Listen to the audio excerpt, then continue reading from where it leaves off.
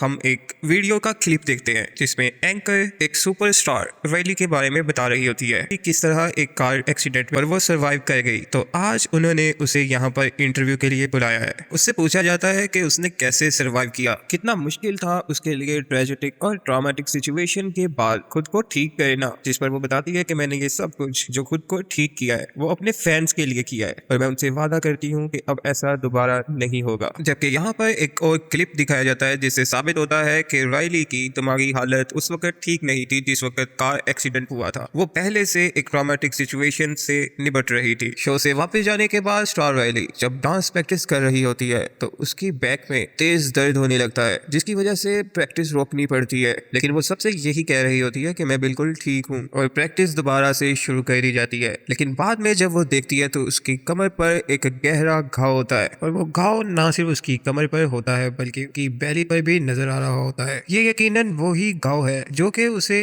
Car accident में लगा था और इस वक्त ये उसे दोबारा से परेशान कर रहा है। और स्टार वैली मेडिसिन खाने लगती है, लेकिन उसका क्रू जब डोर नॉक करता है तो मेडिसिन उसके हाथ से छूट कर सिंक में गिर जाती है और वो क्रू के साथ होते हुए किसी को सीक्रेटली मैसेज करती है और उससे मिलने के लिए कहती है और फिर इसके बाद वो अपने क्रू से छुपते हुए उससे मिलने के लिए जाने लगती है। जबकि दूसरी तरफ से उस शख्स का भी टेक्स्ट रिप्लाई आता है कि तुम मिलने के लिए आ सकती हो। लेकिन राइली जब उससे मिलने के लिए उसके अपार्टमेंट में जाती है तो वो तलवार निकाल कर इस पर अटैक करने लगता है और पूछता है कि तुम यहाँ पर क्यों आई हो। लेकिन राइली उसे बताती है कि तुमने ही तो मुझे टेक्स्ट दिया है कि मैं तुमसे मिल सकती हूँ, तो मैं इसलिए यहाँ पर आई हूँ। इसलिए जब वो अपना मोबाइल निकाल कर चेक करता है तो उसके मोबाइल से टेक्स्ट तो गए होते हैं लेकिन वो उसने नहीं किए या उसे याद नहीं है कि उसने वो टेक्स्ट कब किए थे। और लुइस यहाँ पर नशा करने लगता है और नशा करने के बाद अब वो राइली से इस तरह मिलता है जैसे कि वो बेहद खुश है, जैसे राइली उसकी जिंदगी में वापस आ गई है और वो कुछ लेने के लिए यहाँ से चला जाता है। राइली उसकी टीवी पर बैठकर न्यूज सुनने लगती है जिस पर न्यूज राइली के बारे में ही आ रही होती है।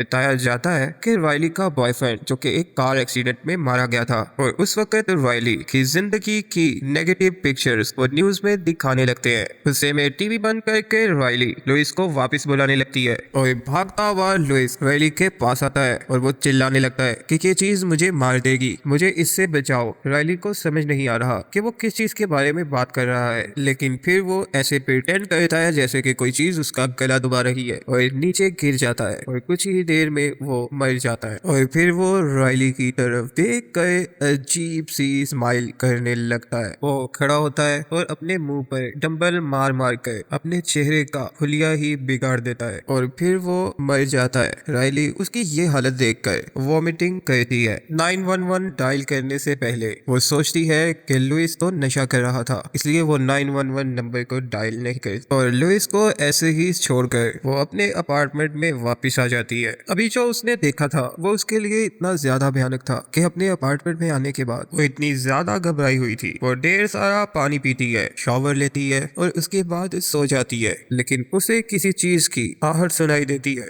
और क्योंकि वो पहले ही बहुत ज्यादा डरी हुई है इसलिए वो उठ जाती है और वो जितनी बार भी सोने की कोशिश करती है एक जोर की आहट उसे उठा देती है। नेक्स्ट डे हम देखते हैं कि वो दोबारा से अपनी पुरानी लाइफ की तरह ट्रॉमेटिक सिचुएशन में नजर आती है। नेक्स्ट डे शूट से वापस आने के बाद वो सर्च करने लगती है कि क्या वॉमिटिंग में डीएनए होता है। तभी उसे एक अननोन नंबर से मैसेज आता है जिस पर लिखा होता है कि क्या तुम लुइस के अपार्टमेंट में थी कल रात को। उसे अपने मिरर के पीछे वाटरफॉल की आवाज सुनाई देती है। जैसे ही वो पीछे देखकर दोबारा वापस मिरर की तरफ देखती है तो यहाँ पर उसके पीछे लुइस खड़ा होता है जिसका रिफ्लेक्शन सिर्फ मिरर में ही नजर आ रहा होता है। वो जितनी बार भी पलट कर देखती है उसके पीछे कोई नहीं होता, लेकिन रिफ्लेक्शन मिरर में नजर आ रहा होता है और वो उस पर अटैक कर देता है। लेकिन उसी वक्त यहाँ पर की मॉम आ जाती है जो कि एज अ क्रू वर्कर उसके साथ काम करती है। बताती है कि वो ये ड्रेस नहीं पहनना चाहती क्योंकि इसमें उसके स्कार्स वाज़िया दिखते हैं। इसके बाद दोबारा से शूट पर चली जाती है। शूट के बाद अपने बहुत से क्रेजी फैंस के साथ पिक्चर्स बनवाने लग जाती है। एक फैन उसके साथ बहुत वियर्ड बिहेव करता है। वो उसे कहता है कि मैं ना सिर्फ तुम्हें बाहर से देख सकता हूँ बल्कि तुम्हें अंदर से भी देख सकता हूँ, मैं तुम्हें हमेशा खुश रखूंगा।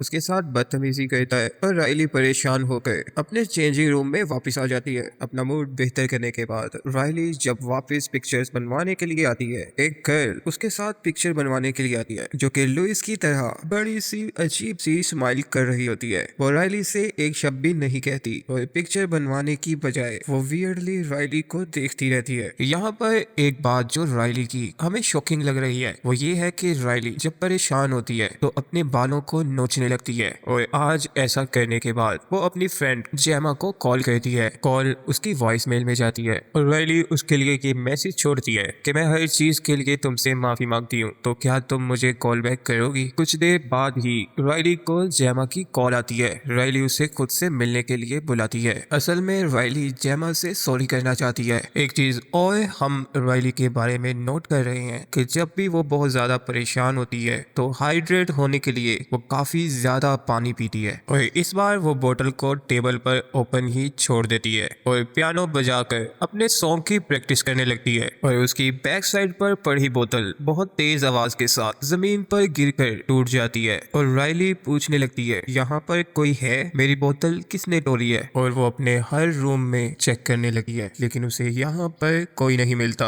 मिलती है तो एक शर्ट जो कि उसने अपने फैन को साइन करके दी थी। चलते चलते वो देखती है कि उसके फैन के सारे ही कपड़े यहाँ पर पड़े होते हैं, जबकि दूसरी साइड पर वो खुद नेकेड खड़ा होता है और वो बेहद स्पीड में राइली की तरफ भागता है। राइली बचकर अपने अपार्टमेंट से बाहर निकलने लगती है तो उसके सामने जेमा खड़ी होती है जो कि उससे पूछती है कि क्या हुआ है, तुम किस चीज से डरकर इतनी तेजी से भागकर बाहर आई हो। लेकिन वो उसे मारने के लिए पलटती है और अपने हाथ में भारी सी चीज उठाकर जगह को देखने लगती है। देखने पर उसे पता चलता है कि यहाँ पर तो कुछ भी नहीं था, ना ही उस फैन के कपड़े और ना ही टूटी हुई पानी की बोतल, बल्कि पानी की बोतल तो बिल्कुल ठीक है। जेमा स्काई वैली को बताती है कि 1 घंटे पहले जब उसने जेमा को मैसेज किया था तो उसने उसे अपने फ्लैट पर आने के लिए इनवाइट किया था, लेकिन रैली को इस बारे में कुछ भी याद नहीं। वो ये समझ रही है कि उसने तो कुछ ही देर पहले मैसेज सेंड किया था और इन दोनों की बात हुई थी। जेमा से ये कहने के बाद कि उसकी हालत थोड़ी सी खराब है, हम देखते हैं कि वो एक दफा फिर से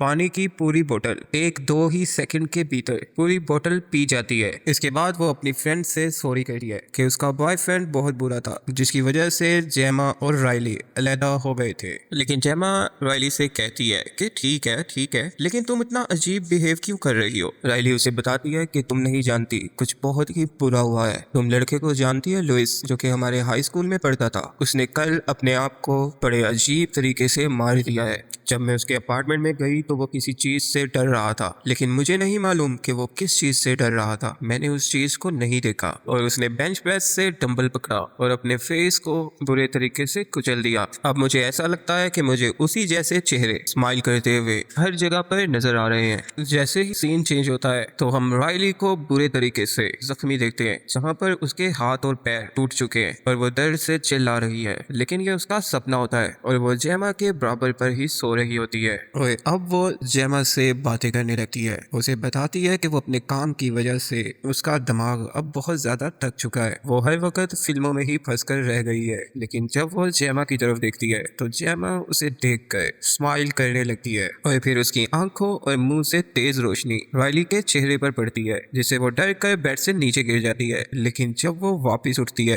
तो जेमा बेड पर नहीं होती। जेमा तो किचन से बाहर आती है और उससे पूछती है कि तुम्हें क्या हुआ है। राइली यहाँ पर फिर से बहुत ज्यादा पानी पीती है और इसके बाद उसे पता चलता है कि वो काम से लेट हो गई है, तो वो फटाफट से अपने शूट पर चली जाती है, जहाँ पर वो बार बार अब ये चिल्लाने लगती है कि मुझे पानी चाहिए, मैं प्यासी हूँ, मुझे पानी दो, मैं प्यासी हूँ। और शूट के दौरान उसकी टांग भी टूट जाती है और वो डांस करते करते जमीन पर लेट कर चिल्लाने लगती है। लेकिन जब लाइट्स ऑन की जाती हैं और क्रू उसको देखने के लिए आता है तो वो बिल्कुल ठीक होती है। ये महज सिर्फ उसका ख्याल ही था। अब राइली उठती है और अपने क्रू से कहने लगती है कि तुम में से एक अपनी जगह से हिला था जिसकी वजह से मैं गिर गई थी। लेकिन डायरेक्टर उसे बताता है कि ऐसा कुछ नहीं हुआ था, तुम अपने आप जमीन पर गिरकर चिल्लाने लगी थी। और स्काई परेशान होकर अपने चेंजिंग रूम में वापस चली जाती है। उसके रूम में हर चीज टूटी हुई बिखरी हुई पड़ी होती है। उसने अपने चेंजिंग रूम में आते वक्त जोश को वहां से निकलते हुए देखा था। अब वो एक दफा फिर परेशानी और गुस्से में अपने बालों को नोचने लगती है। लेकिन जब वो जॉश से पूछती है तो जॉश उसे बताता है कि वो तो उसके रूम में आया ही नहीं था।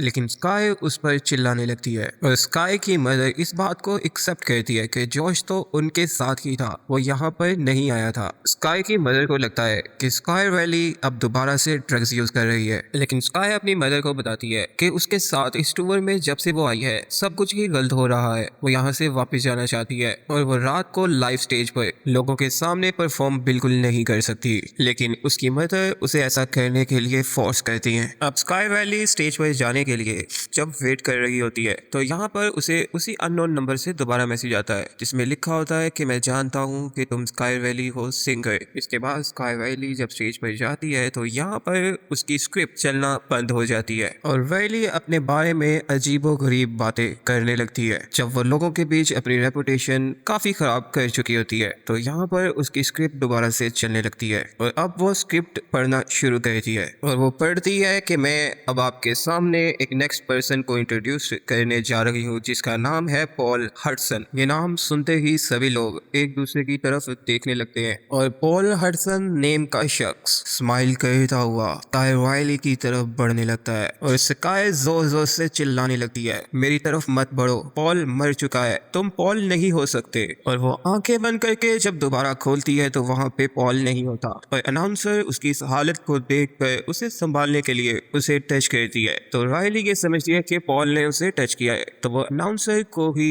स्टेज से नीचे टेबल पर फेंक देती है और इसके बाद वो रोने लगती है। बैक स्टेज बैठकर वो एक दफा फिर जेमा को मैसेज करने लगती है जबकि इतने ज्यादा मैसेजेस का वो रिप्लाई नहीं करती। इसके बाद दोबारा से उसे अननोन नंबर से मैसेज आता है जिस पर लिखा होता है कि तुम सख्त खतरे में हो, मैं तुम्हारी मदद कर सकता हूँ, हमें मिलना होगा। स्काई उससे पूछती है कि तुम कौन हो, जिस पर मैसेज आता है कि तुम सिर्फ चीजें देख नहीं रही हो, इमेजिन नहीं कर रही हो, बल्कि चीजें तुम्हारे साथ सच में हो रही हैं। और इसके बाद वो स्काई को एक वीडियो सेंड करता है जिसे देखने पता चलता है कि लुइस भी मरने से पहले इसी तरह की स्माइल करते हुए चीजें देख रहा था और वो शख्स स्काई को अपनी लोकेशन सेंड करता है। वो कहता है मैं यहाँ पर तुम्हारा इंतजार करूंगा। वहाँ पर जाने पर ये शख्स वैली को बताता है कि वो बहुत से लोगों को जानता है जिन्हें यही स्पिरिट हंट कर रही थी। आप इसे स्पिरिट कह लें या गोस्ट। उन लोगों को हर वक्त स्माइली फेसेस और स्माइली चीजें नजर आती थी जो कि उन्होंने रिपोर्ट की थी और एक हफ्ते बाद उनके दिमाग इस तरह से खराब हो गए जैसे कोई पैरासाइट उनके दिमाग को खा गया और वो वही करते थे जो वो स्पिरिट उन्हें करने के लिए कहती थी। और क्योंकि तुमने लुइस को मरते देखा था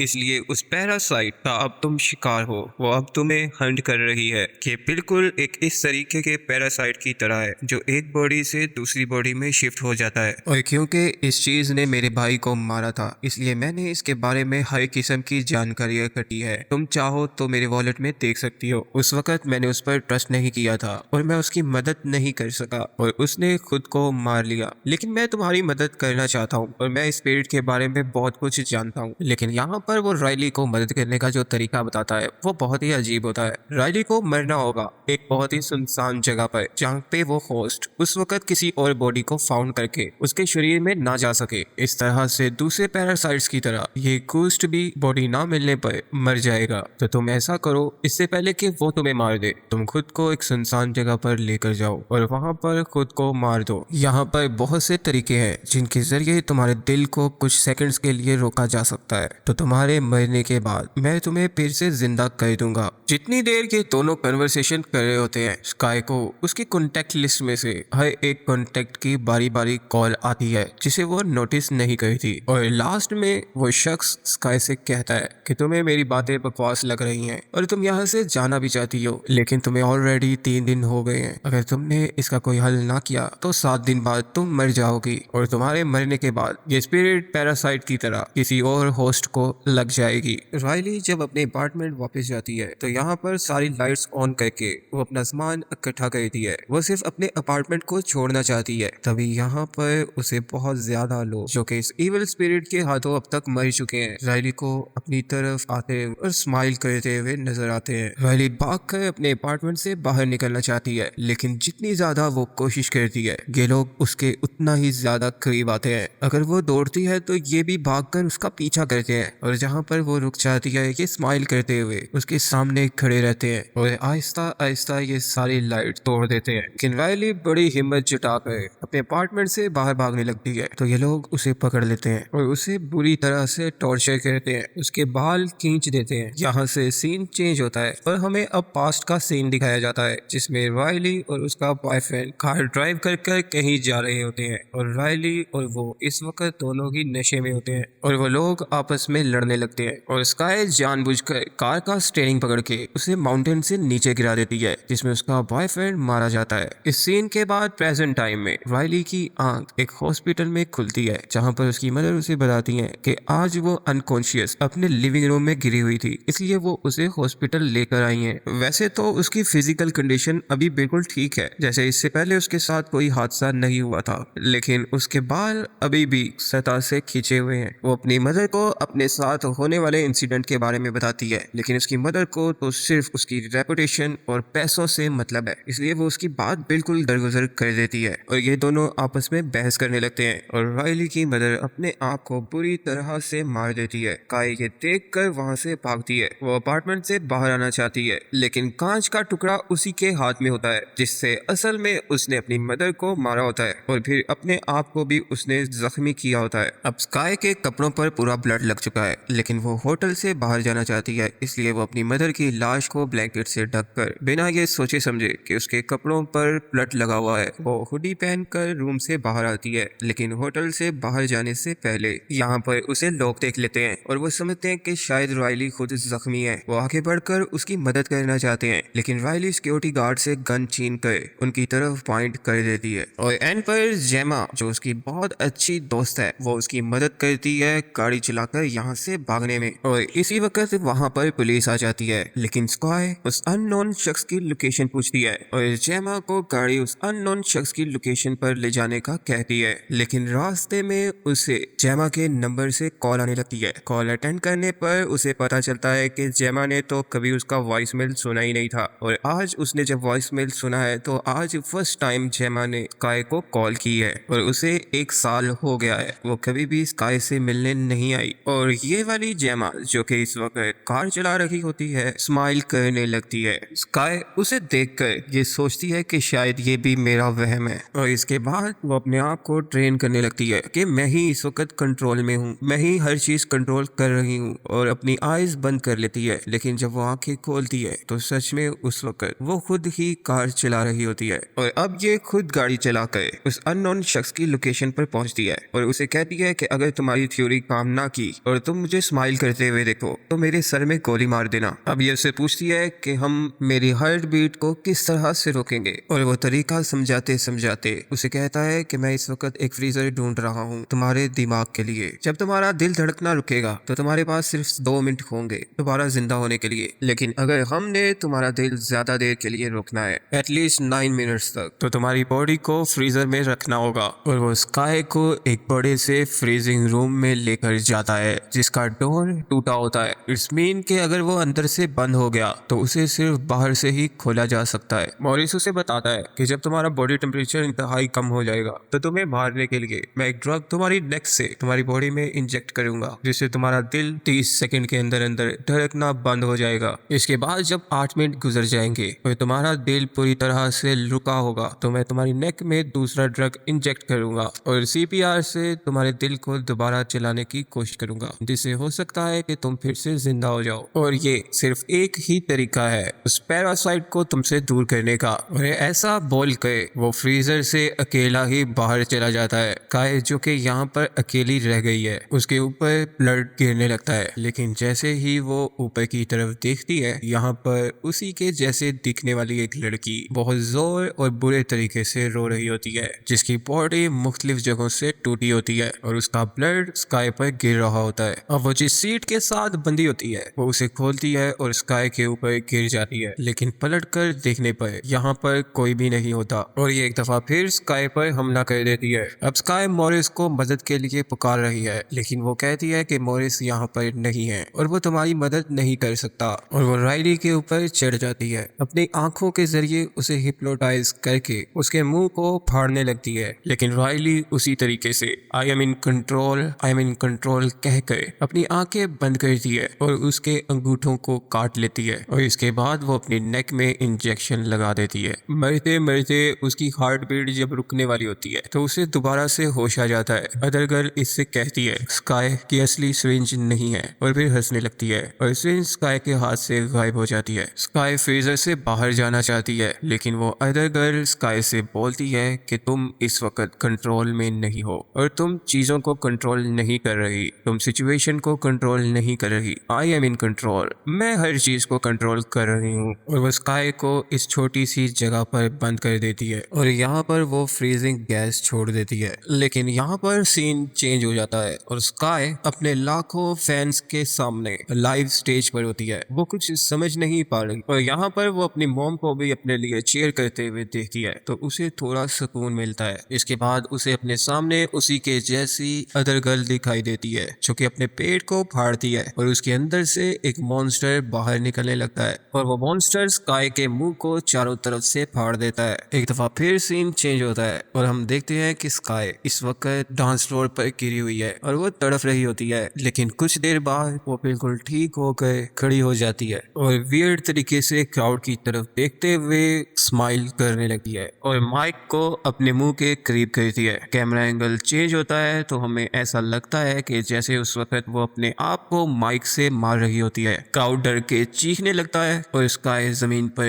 गिर जाती है और यहाँ पर हमारी मूवी इस मैसेज के साथ खत्म हो जाती है कि स्माइल करो जब तुम कैमरे पर हो, चाहे तुम्हारी हालत कितनी ही बुरी क्यों ना हो। अपने पास्ट की वजह से स्काई क्योंकि बहुत परेशान थी, वो अपनी जिंदगी को बेहतर करने और अपने पास से भागने की कोशिश कर रही थी। लेकिन फिर एक दिन उसकी सिचुएशन ऐसी हो गई। अपनी प्रीवियस लाइफ के बर्डन और अपनी प्रेजेंट लाइफ के स्ट्रेस और उसकी सक्सेस के साथ जुड़े हुए लोगों की वजह से उसकी मॉम के बार बार फोर्स करने पर जब वो लाइव स्टेज पर जाती है तो ये उसके लिए काफी ज्यादा स्ट्रेसफुल सिचुएशन होती है जिसपे वो अपनी मेंटल इलनेस की वजह से अपनी जान ले लेती है क्योंकि वो कभी भी अपने आप को इन कंट्रोल फील ही नहीं करती। और यहाँ पर हमारी मूवी की स्टोरी खत्म हो जाती है।